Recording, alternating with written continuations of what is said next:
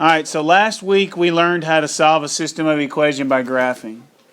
Today we're going to learn to solve the same system of equations, but this time by substitution. Okay? Now, step one in substitution is you've got to get one of the equations solved for y or for x. Okay? So I'm going to take this top equation and I'm going to solve it for y. So I'm going to write x minus y equals 3, and I need to get y by itself. So in order for me to do that, I'm going to subtract x on both sides, and I have negative y equals negative x plus 3. Then I'll divide everything by negative 1. And so I have y equals x minus 3. Okay? Now here's what you need to recognize at this point. We are saying that this right here is what y equals. What are we saying y equals? X minus 3. Okay? So we're saying y is x minus 3. And so this is why it's called substitution. We took the first equation and we solved it for y, didn't we?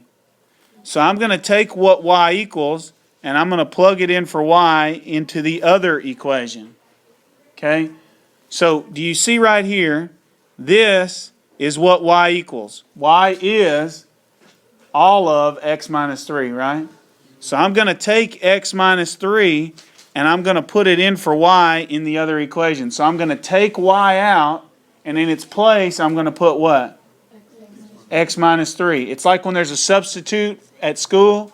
The teacher's not there anymore, right? And there's somebody there in her place or his place. Okay?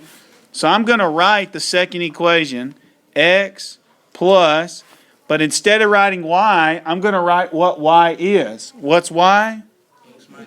X minus 3, and that equals 5. So do y'all see right here where y used to be, I put what y now is, didn't I? Okay? And what's nice about that is now I can solve this equation because all I have in the equation are what?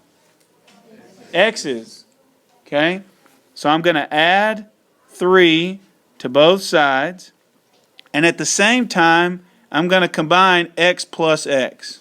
Can you tell me what x plus x is? It's 2x, and that equals 5 plus 3 is 8. Okay? X plus x is 2x. X times x would have been x squared, right? If I have an apple plus another apple, that's not apple squared, is it? An apple plus an apple means that I have 2 apples, right? Now I'm going to divide by 2 on both sides, and so x equals 4. That tells me what x equals. All right, now that I know what x equals, right here, I can plug it into either equation. So I can plug it in for x here, or I can plug it in for x right there and solve for y. Okay, I'm going to plug it in the bottom equation. All right, so I'm going to write this bottom equation, but in the place of x, I'm going to put what?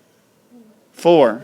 And so I've got, instead of x plus y equals 5, I have 4 plus y equals 5. And now what can I do to solve for y? Subtract 4 on both sides. And so y equals what? 1. And so there's my answer. X equals 4 and y equals 1. And if we'd have graphed them both and saw where they intersect, we would have gotten the exact same answer. Now, you always would like to check your answer. Let's think about it real quick. Okay? We said x is what? 4. And we said y is what? 1. So is 4 minus 1 equal to 3? Yeah, look, it worked in that equation, didn't it? Is 4 plus 1 equal to 5? So it worked in both, didn't it?